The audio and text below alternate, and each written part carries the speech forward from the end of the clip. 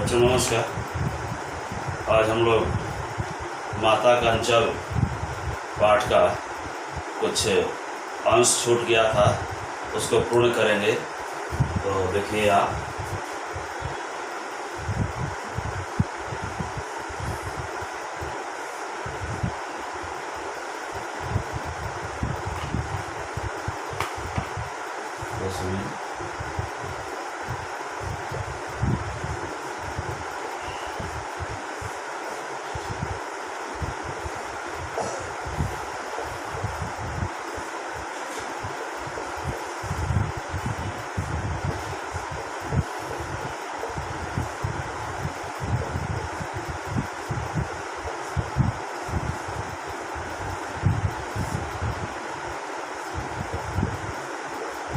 देखा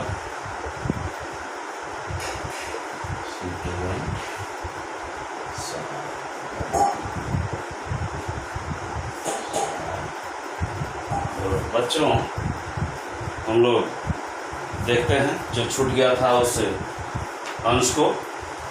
तो अगला हम लोग का है अगला अंश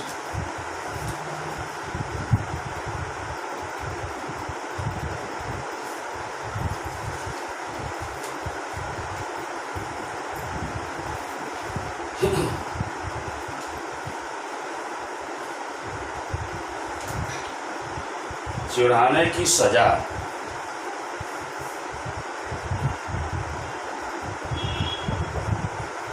चिढ़ाने की सजा। बच्चे आप देखे, किसी बच्चे बाग में गए थे और वहाँ वर्षा होने लगी जोर से। तो वर्षा के बाद वहाँ से सभी बच्चे भागे, क्योंकि वहाँ पेड़ों से बिच्छू निकलने लगे और सभी बच्चे पेड़ों से चिपटे थे, तो बिच्छू हर जगह दिखाई देने लगे। तो बच्चे वहाँ से भागे और जब आगे गए, बहुत आगे गए, तो बच्चे कहावत यही बोल रहे थे, एक पैसा की लाई बाजार। देखिए क्या है, एक पैसा एक क्या देहात का एकदम है बच्चों। एक पैसा की लाई बाजार में छितराई। बाजार में छितराई। बरखा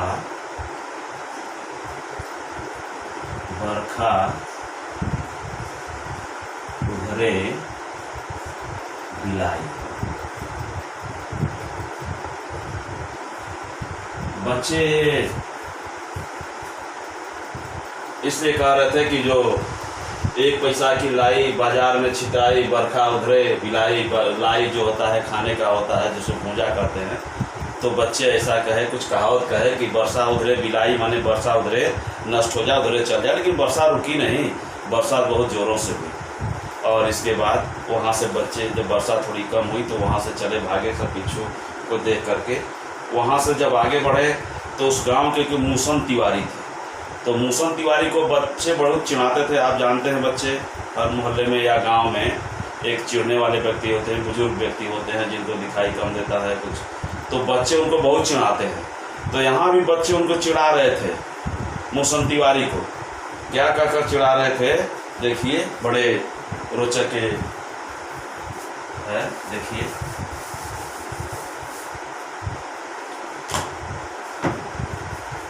बच्चे कह रहे हैं, बुढ़वा बेईमान, बेईमान मांगे करेला, करेला का चोखा। यही कह के बच्चे चिढ़ाते थे मूसन तिवारी को। तो बच्चे जब सभी तो उसमें एक बच्चा था, बहुत शैतान था, जिसका नाम था, उस बच्चे का बैजू। उस बच्चे का नाम था बैजू, बहुत शैतान था। तो वही सबसे पहले बोला, बुढ़वा बेईमान मांगे कर देगा चोखा। तो उसके पीछे सभी बच्चे बोलने लगे। मूसल तिवारी दौड़ा लिए सब बच्चों को, और दौड़ाते हुए तो सभी बच्चे भाग गए। लेकिन उसमें 2 बच्चे, बैजू तो भाग गया, लेकिन लेखक पकड़े गए और सीधे लेकर के स्कूल में गए मूसल तिवारी। और वहाँ जो मास्टर साहब थे, अध्यापक थे, इनकी खूब खबर लिए, यानी इनकी पिटाई हुई। और जब पिताजी को पता चला कि ये पकड़े गए हैं, तो स्कूल गए, और स्कूल जा कर के बड़ी मिन्नतें की इन्होंने, चिरौरी दिखाया, सब बहुत मिन्नतें की। और मास्टर साहब से लेकर के घर की तरफ आ रहे थे। घर की तरफ आ रहे थे तो रो रहे थे, ये लेखक रो रहे, क्योंकि मास्टर साहब ने इन्हें दंडित किया था। तो रास्ते में इनको कुछ मित्र इनके मिल गए, जो नाच गा रहे थे, खेल कूद रहे थे। तो इनके मित्र किस प्रकार की लोकोक्तियाँ, कहावतें कह कर के खेल रहे थे, देखिए इस चैप्टर में लिखा है।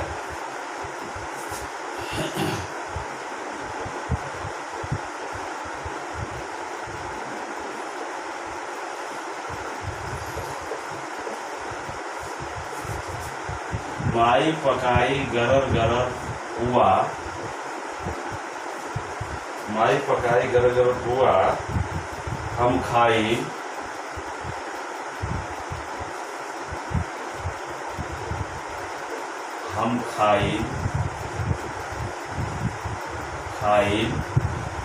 न खिलब जुआ।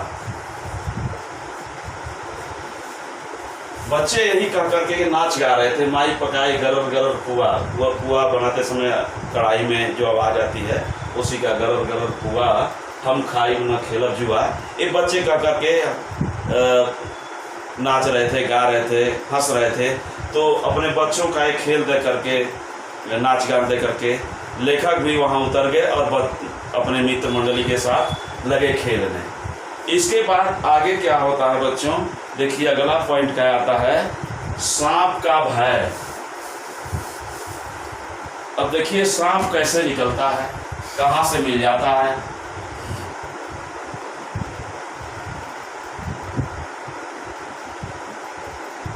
सांप का भय।